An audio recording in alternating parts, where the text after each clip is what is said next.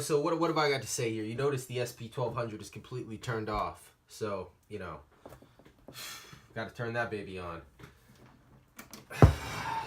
What's this all boiled down to, man, with this MPC-3000? I've had like no time to work on this week. I've been fucking strapped with arcade projects, and I got stuff coming up for the summer.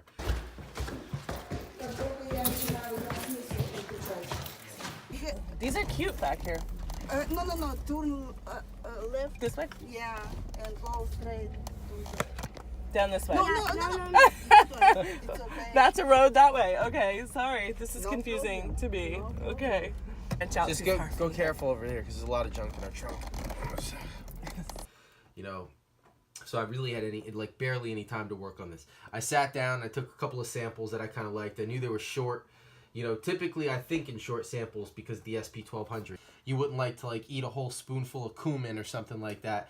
It's just, these are ingredients, when combined with other samples, it really helps build that foundation. You know what I mean? Because your foundation, or at least, especially if you're dealing with the 3000, since you can't be dealing with the pat shit as much as the SP, you're going to have to be riding on some kind of foundation. And if you've noticed, it's my shit is going to be bass, right? Like a warm bass, warm tone. And so I make my own 808s. So, as simple as this. You can tell I took that from a record. You can still hear the air and the sound in it. And I chopped the boom and the boom. And then I took it and I made it so it was even much, much dramatically different.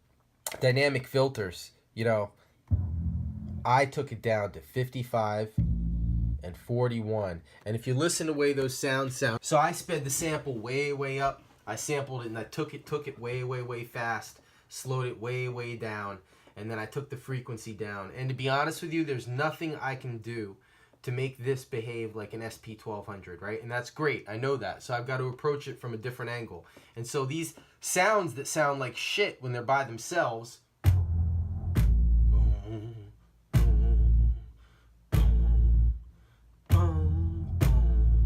that's a foundation, man. And you could build, so it's like when I'm going through this stuff, even if I happen upon the same record as somebody, everything in my machine has been made and grown from the beginning. So then when I save, what I'll do is I'll end up, I'll probably get rid of this little scrap of a beat, right? But what I am going to save is I'm going to save some of the elements that I put together. I'm going to save some of the drum sounds. And it is, it's cool snare and everything, but on an SP, it's it's built into the SP's nature to just have these crazy ass drums. And